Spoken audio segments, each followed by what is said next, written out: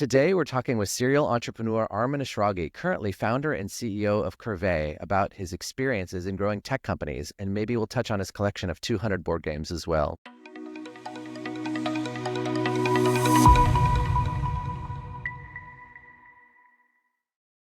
Thank you very much for having me, Chase.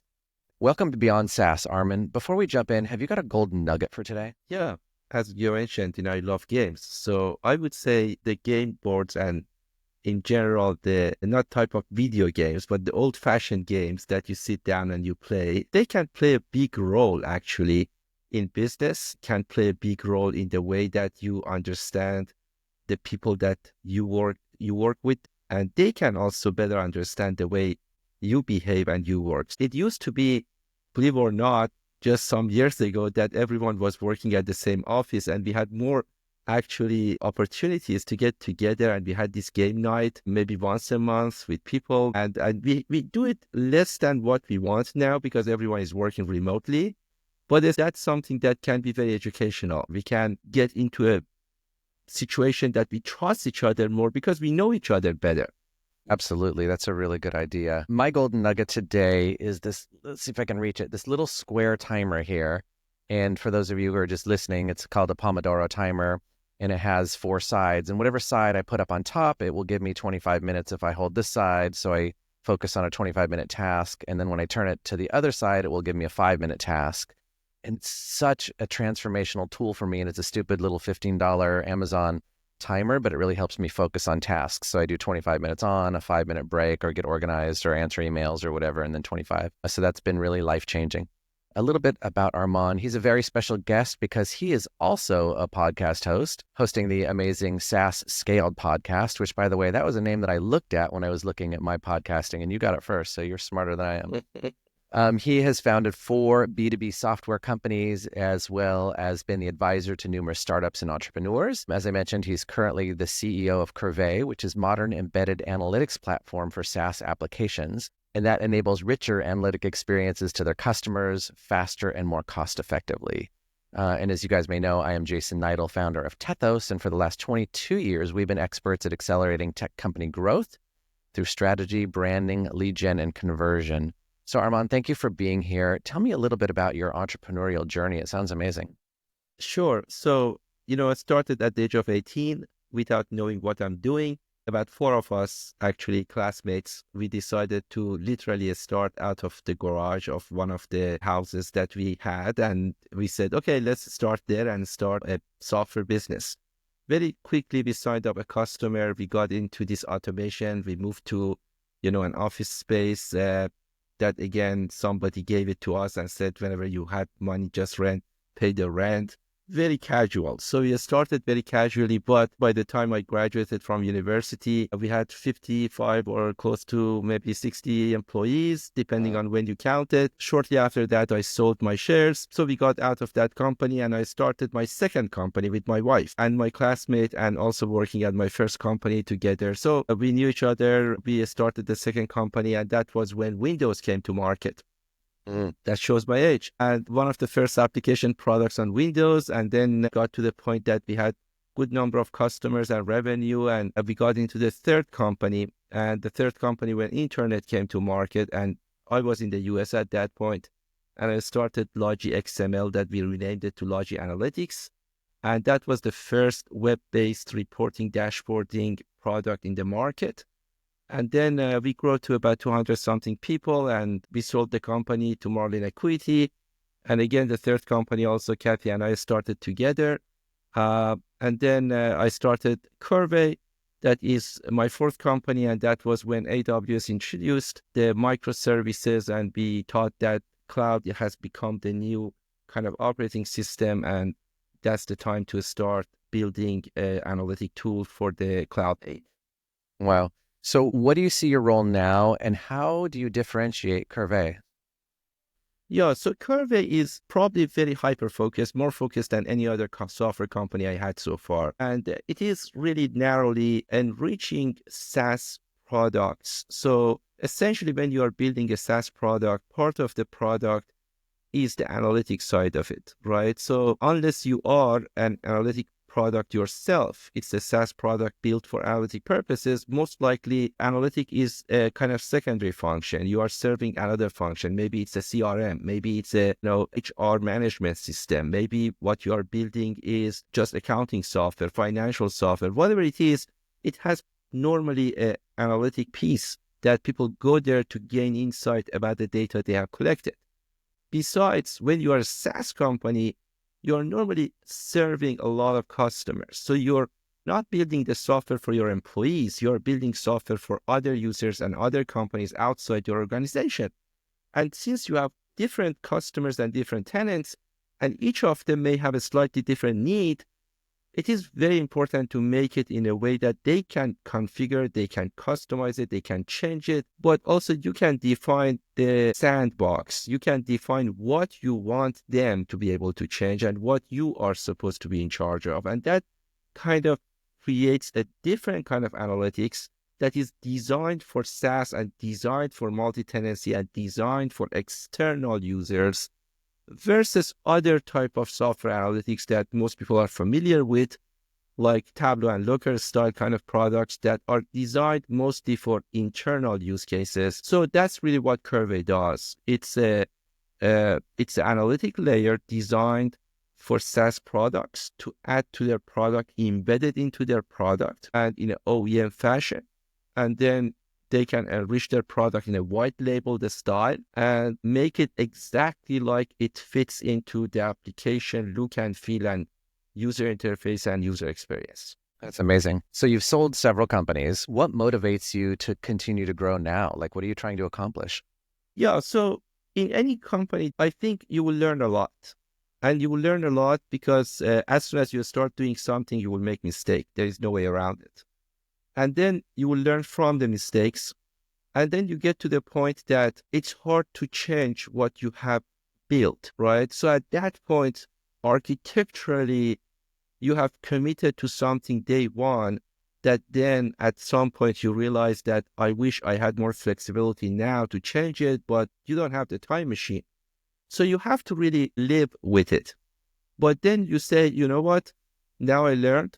I wanted to do it again, and then architecturally I can do it differently this way, and then of course it's expected for the next one to do better than the previous one. If you apply those lessons, most likely it will work better, but then you will learn some other lessons. So it's never-ending game, and to me it's just a matter of, also I enjoy it. So I was talking to my partner, my wife, Kathy, and said, okay, when we sold the previous company, what do we like to do now? And both of us agreed that we wanted to come back and work with our laptop and just work again. We don't want to sit down and do nothing. And if that's what you like, that's the definition of retirement. So when you retire, you do something you like. And we feel like we have been retired for the whole life. At least I have been retired since age of 18, since I did everything I liked. So I don't feel like I like to do anything else. I just like to, build these companies, build the teams, work with the team. There will be challenges, no doubt about it. Not every day is a fantastic day, but that's what it makes it very interesting, exciting. And then you get to the point that you achieved something and you created something from nothing. And that's to me the big reward. That when you look back and say 10 years ago, there was nothing. And now look at this awesome result that if I didn't start it, it was not there. Everybody is kind of there and happy. And that's really when you feel like all of the efforts and work that I did and others did and all of us worked so hard for the last 10 years, it is worth it. And that makes it again that you want to do it again and you want to do it again. Absolutely. So I see the connection there with your gaming, right? The game is a small version of that strategy play, and you and your wife are on the same team right now making these things happen. So that's really cool.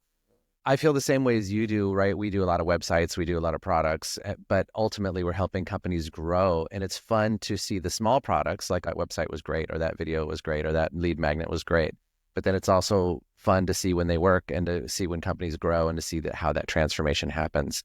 So I'm like you. I really love that essence of building something and then launching it into the world and seeing how it works is to me the best feeling and what business is all about. Where would you say Qrvey is in terms of size right now? Are you guys startup or mid stage? And what's your big growth goal for this year? Companies go through different stages. Of course, for us, the first stage was building the product, and that took a while uh, because it was supposed to solve a challenging engineering problem. And because of that, we expected for that to happen not as quickly as, in 6 months or 1 year, I'm done. So we worked for several years in order to get to the place that we could finally bring the product to market. We started selling the product in a very repeatable style, not in a kind of, random style as we did in the past, but in the repeatable style with very scientifically being done and repeatable with the sales and marketing team starting January 1st, 2020, just 2 months before the COVID. And that was when we started the revenue team and started selling. And so we have been in the market for some years, and the revenue has grown pretty healthy for us. And we have seen a very fast growth year over year. We very quickly passed the stage of product market fit. So very quickly after a year or two, we knew we have a perfect product market fit because we could see customers coming, signing up. We are delivering the product. We are getting feedback. And very soon, the type of feedback changed from major enhancement request to minor enhancement request that you are in the fine-tuning kind of mode at that time. So definitely you pass that stage and then you get to other challenges. So every quarter, if you ask me where you are, I would tell you a different story. So one quarter I'm still into the product and making sure that this release is going to be out end of the quarter and it's going to be very solid. And the next quarter I'm there with revenue team discussing everything on the revenue side, that how we can really just make it better. And maybe the day after you are in the CX kind of side of the business and customer experience and, how to really add more value to the post sales and how to improve the customer experience when they come to Qrvey. So there is no kind of stop there and you just go like a circle from one part to the other part to improve it. But we are definitely at the fast growth pace at the moment, growing the business, getting very close to profitability. That is important for the company, but at the same time, we are actually growing fast. And that's the best situation to have, to be profitable and still you grow fast. Do you have a specific big goal for this year in terms of growth?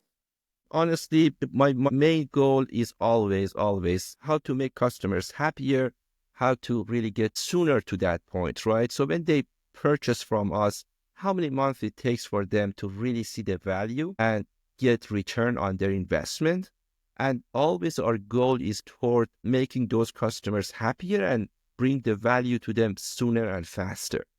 And we set those goals for ourselves every year and we challenge ourselves and we say, okay, last year, these are the metrics. This year, we want it to be 25% better, 50% better, depending on the metrics.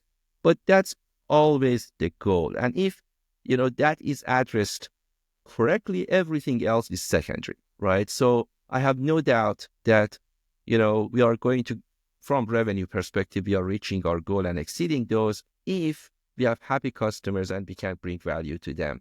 So that's really the way we see it. Something like Qrvey being analytic and being analytic for SaaS, there's so versatility there, that's so much versatility there that we can really be a very versatile kind of business, that we can do so many things with this technology that it's not a problem about really how big Qrvey can be. It's more about how to stay focused on certain goals and accomplish those and execute well in order to make sure that we are not dropping a ball and we are really getting there and delivering.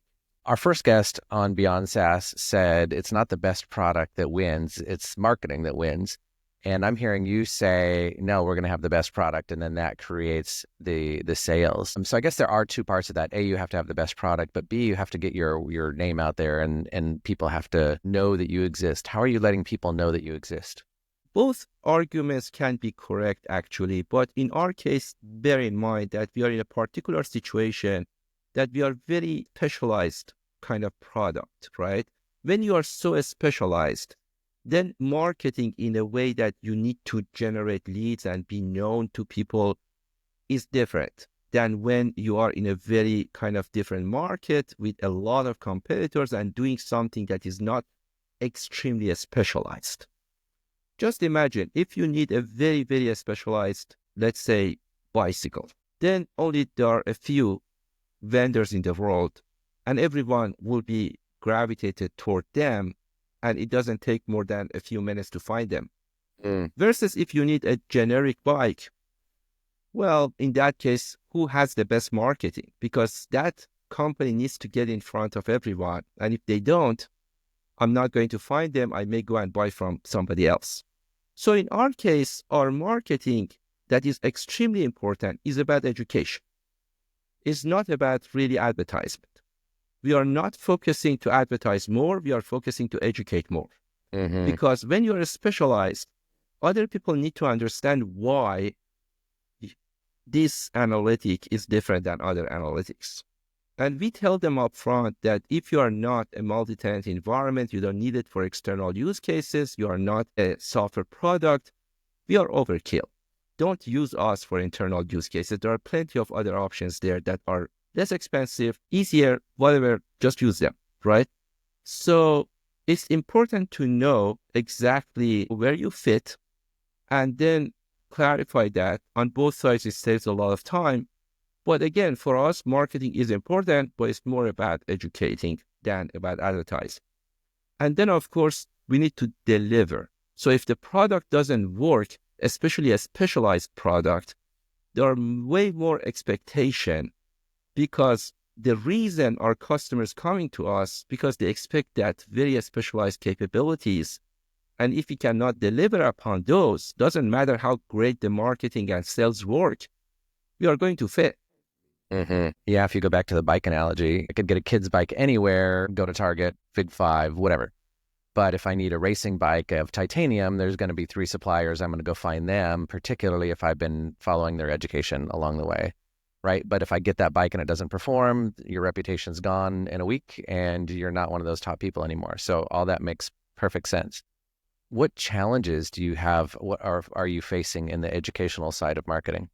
Marketing being very specialized, it makes it more challenging to explain what you do in the way that it is intuitive and it's easy to understand, even though what you explain is highly technical and might be very difficult, right?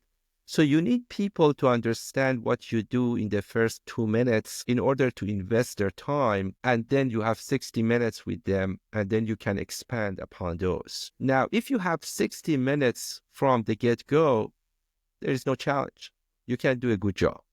But if you have only a few minutes, sometimes even less, a few seconds, to really express yourself and get their attention and bring them in to listen to you and see the demo, well, that can be challenging for everyone, but including the companies and products that are highly specialized in one domain, right? Bear in mind that some people already know about that specialty and they already are looking for that product. It's much easier to work with them because they already come to you and they know it. They are educated about it. They already have wasted money and time for the last 5 years on something that was not that perfect. And then they had to build a lot around it. And now they learned that lesson. So you are in a good shape. But that's not everyone. There are many, many other prospects in the market. They still have not been educated about it. And they expect you to educate them. What are the best approach and methods that can help them in order to get to the success that they need? So if we get specific here, what are some of these tools, educational tools that have worked really well to actually get somebody on one of those calls for you? Really, there is no tool. It's more about content, right? So the magic is not about the tool we use. The magic is about the content we use. So a good content that is hard to create is not a 5-minute content. You can go to ChatGPT and type something and get the content out of it. It's really something that we have to think about it. We have to plan about the content. We need to make sure the content is really useful. Subject matter expertise matter when you are creating this content and all of that. And then you go and just create the right content. And the right content for whom? Because again, if the person in front of me is an engineer versus the person is a CTO versus the person is a CEO and on the business side, there are different ways to really convey the message, and they may have different questions from different perspectives. And when we are talking about embedding analytics into your product as a SaaS company and go to market with it, it's a very strategic move. It's not something that you will take it lightly. So you wanted to really understand this partnership that is very long-term and it's going to either make you very successful or it may annoy you for some years. Okay, I need to get education on that to understand all aspects of it, look at it from different perspectives, and then take the action to do it. And such a thing normally has a longer education time. There are different people involved, but it's all about content. That what kind of content can help them. A webinar is the best approach for some, yes. Is it really something like a blog post? That's a good idea as well. Is it something like an interview? Maybe that's helpful. White paper, there are tons of other things that you can think about, and it can be as creative as you like, but it has to be different type of kind of avenues. And then of course the distribution part of content matters. Now you have the content, how do you want to distribute it? Right? So that's the other question. Are you guys doing all those interviews, blog posts, white papers, podcasts, obviously? We do it, but sometimes with the help of others. We are a small company. We are less than 100 people, relatively small. It's not like big, and marketing is even smaller because majority of the business is, probably on the product side. So we are very heavy on the R&D side from number of people perspective in the company. So the marketing has to really use and utilize a lot of other companies and agencies and other teams outside the company for different functions. And that's, by the way marketing by nature is. It's hard to find one person with 10 expertise, but not every single expertise is a full-time job. So automatically marketing lends itself well to that kind of nature of the work, and we utilize that way as well. So we have a lot of parties that help us to get the marketing done, but definitely content is the heart of what we do on the marketing side. Sounds good. Do you have any specific lead gen or marketing tools that are especially successful these days? I would say we are doing a lot. For example, we have some dinners with different people with CTOs or VCPOs or head of product in some cities that we just, host those kind of dinners. We have some of these events. We are there and either speaking in that event or having a booth or something. Also, we are on Google AdWords and all of the usual suspects that Organic is the best for us, and we do a lot over there, of course. Organically, people find us and come to us because when you have the right content, if they search, they should be able to find you. It's a very diverse and distributed kind of things. I would not expect our marketing, maybe in one particular week or one particular month, they may come and say, this is the channel that drives 80% of our leads.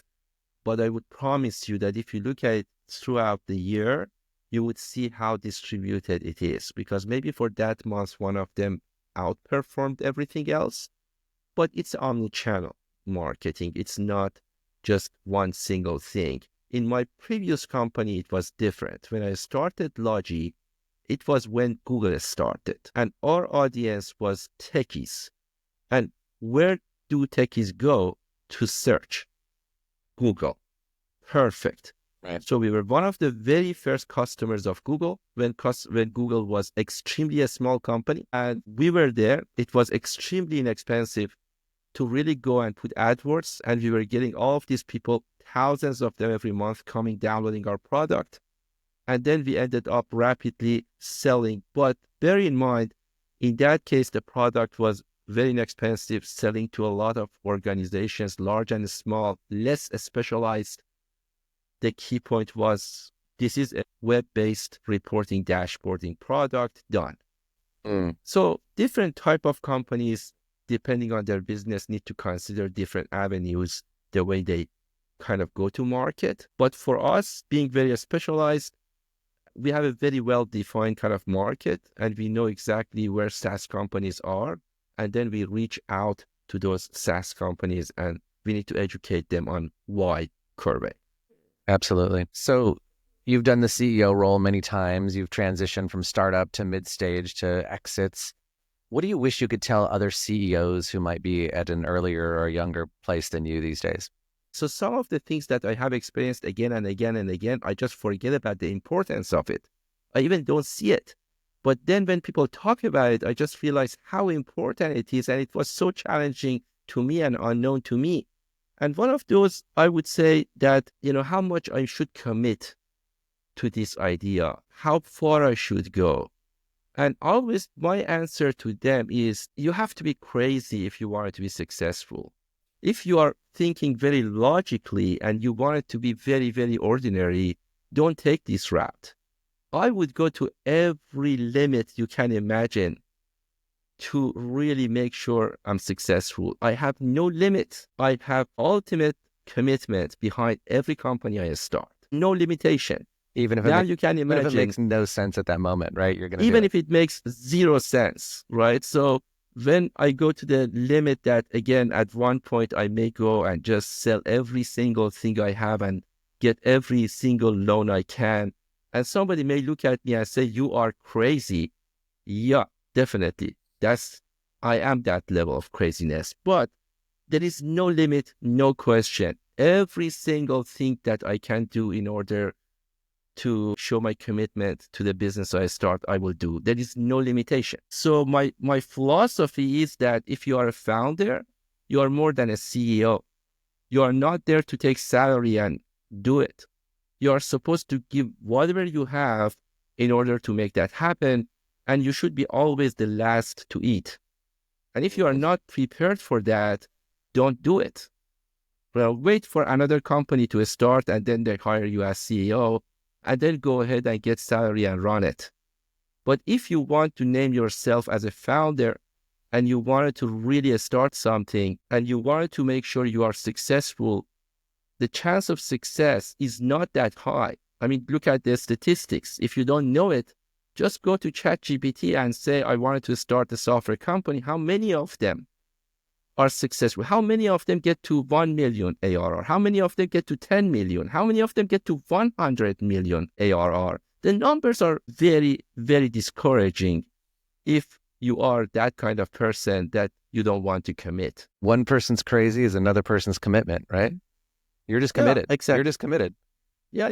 So that's to me, commitment is everything. And if you are committed and unlimited, unconditionally committed, and by the way, especially for people like me who have, their spouse there, it's not just I am committed, my wife needs to be committed too, right? So you cannot just make a decision at that point. You have committed to a kind of common life. So everything you do, you cannot just say it's me. Everything I do is impacting somebody else too. And that's the difficulty, that many of the founders, they might be committed, but if the spouse is not committed, still you are not committed. Okay, I have two more quick questions for you, and then I'll let you go. The world is changing really rapidly. Do you see any upcoming trends for growth in tech? I think tech is always going to be kind of changing and accelerating the changes based on everything I have seen. The acceleration is there. Nobody can deny it, meaning that we are going to see faster changes. But the fundamentals are not going to change, and I don't foresee they changing in my lifetime.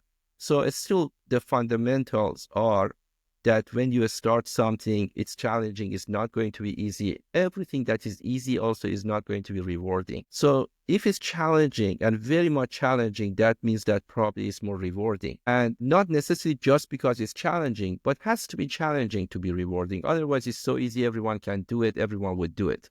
There's no value in what you are creating. So be ready for that. And it doesn't matter if technologies are Gen AI or way more advanced technologies. Doesn't matter. Still, if you are starting a company, expect that kind of challenge.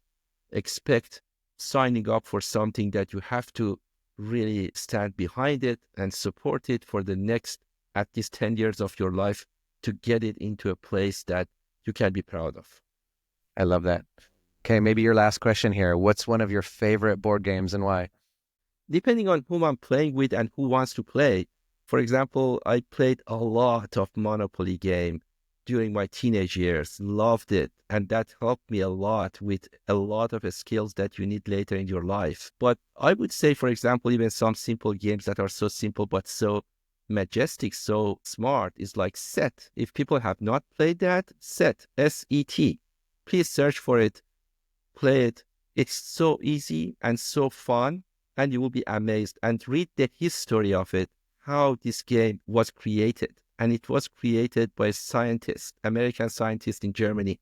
And it was so amazing how this game became so popular. And New York Times was running puzzles of Set for many years. So I would suggest if people haven't heard of it, try it. They will love it. Perfect. This has been super informative and interesting. Where can our audience find you? So LinkedIn is the best place I'm normally active on. Of course, they can reach out to me by email as well. That is Arman, A-R-M-A-N, at Qrvey.com, Qrvey.com, both 5 letters, not more. So, and yeah, so happy to connect with people on LinkedIn and email and, be of. Perfect. And that website again is Qrvey.com. Arman, thank you so much for being on Beyond SaaS. And for our audience out there, if you are a leader in mid-stage tech looking to grow, please feel free to drop any questions, comments, or feedback below and look me up at tethos.com, Tethos.com. And of course, we love your likes and subscribes. Until next time, this is Beyond SaaS.